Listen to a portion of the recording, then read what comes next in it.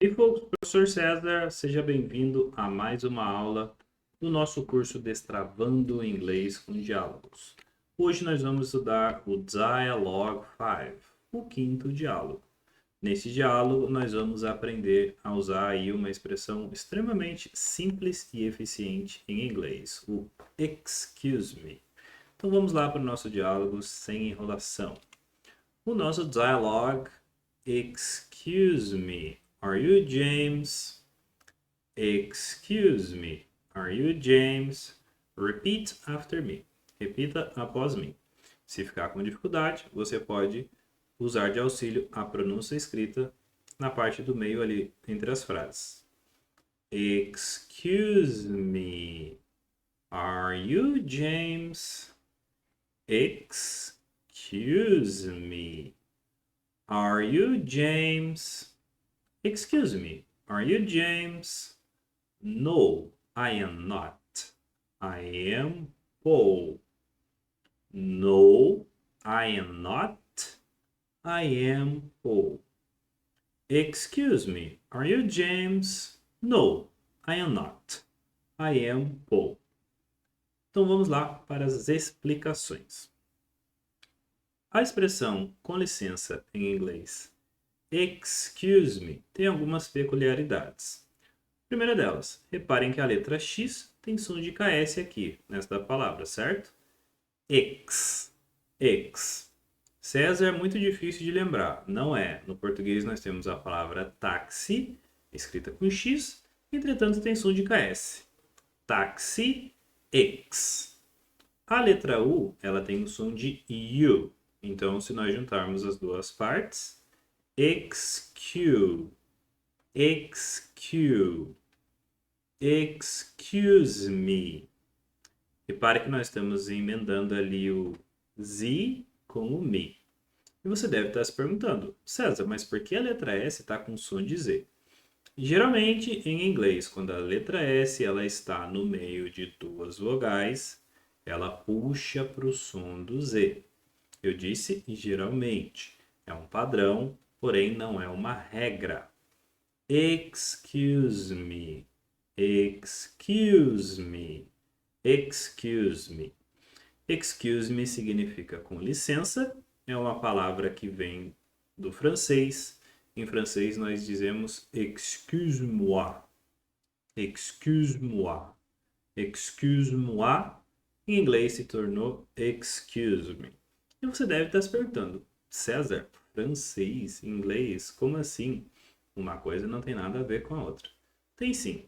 No ano de 1066, Guilherme, o Conquistador, que era da Normandia, na Batalha de Hastings, no ano de 1066 da nossa era, conquistou a Inglaterra. Como ele era normando e na Normandia o idioma era francês, o inglês passou a ter influência do idioma francês. E até hoje, inúmeras palavras em inglês, elas são oriundas, têm sua origem no francês.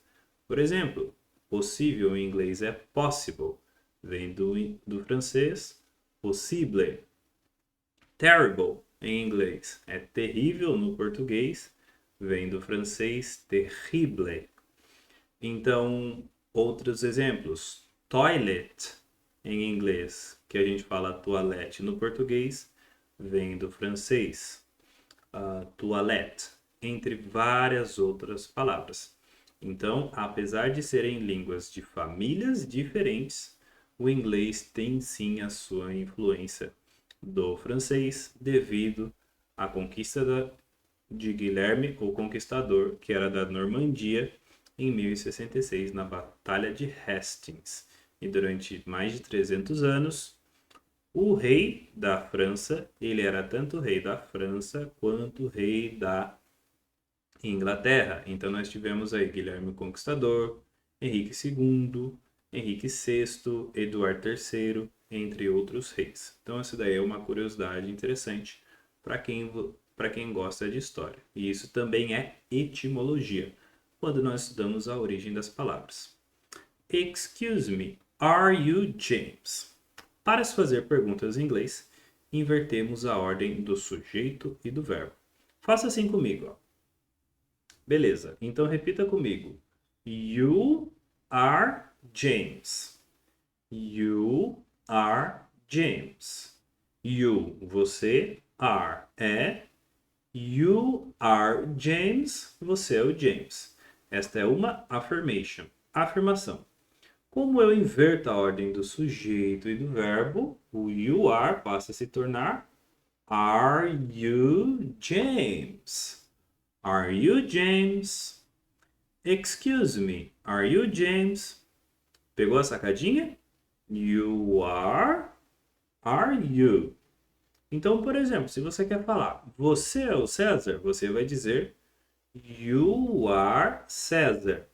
Afirmação. Interrogativa, inverta a ordem do sujeito e do verbo. Are you César? Are you César? Excuse me, are you James? No caso do dialogue, o rapaz não é o James. Então, o que ele responde?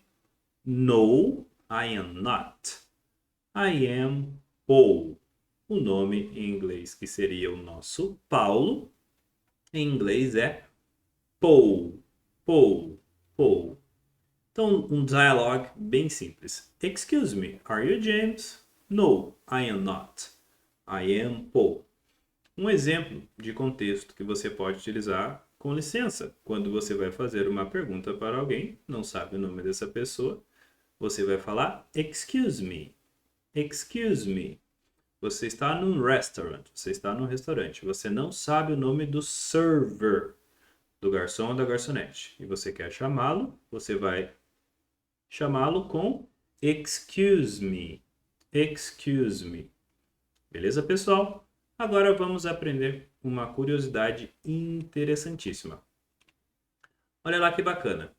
Você reparou que eu não traduzi os nomes no dialogue, certo? Nós não traduzimos James e nem Paul, que seria Paulo, caso o personagem do nosso dialogue fosse brasileiro. Por quê?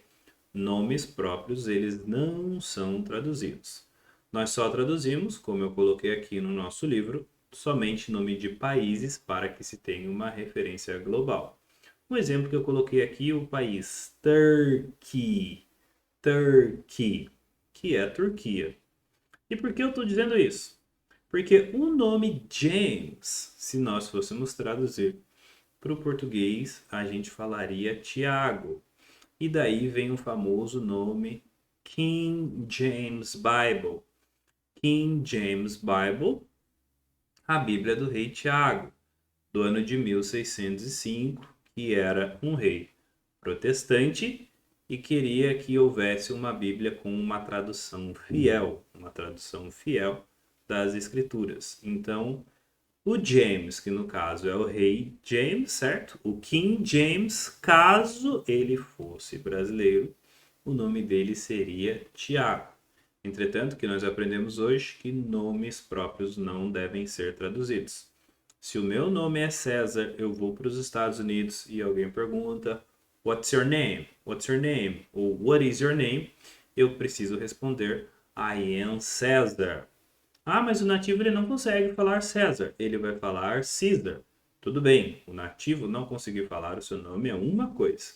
Você americanizar o seu nome é outra coisa. Então, nós pegarmos o nosso nome e tentar passá-lo para o inglês americano ou para o britânico, pelo fato deles não saberem pronunciar os nossos nomes, está errado. Então, o King James é o King James.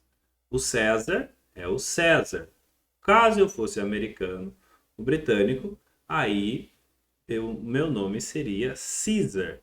Ah, se o meu amigo Mateus, se ele fosse americano, o britânico, o nome dele seria Matthew. Porém, tanto eu quanto o Mateus, nós somos brasileiros. What's your name? What is your name? I am César, I am Mateus. Então, nome próprio nós não traduzimos. Ok, folks? Espero que vocês tenham gostado do dialogue. E relembrando, qual é a nossa rotina de exercícios? Você vai copiar esse dialogue no seu caderno 3 vezes por dia. durante 3 dias seguidos. Significa que no total você vai copiá-lo 9 vezes.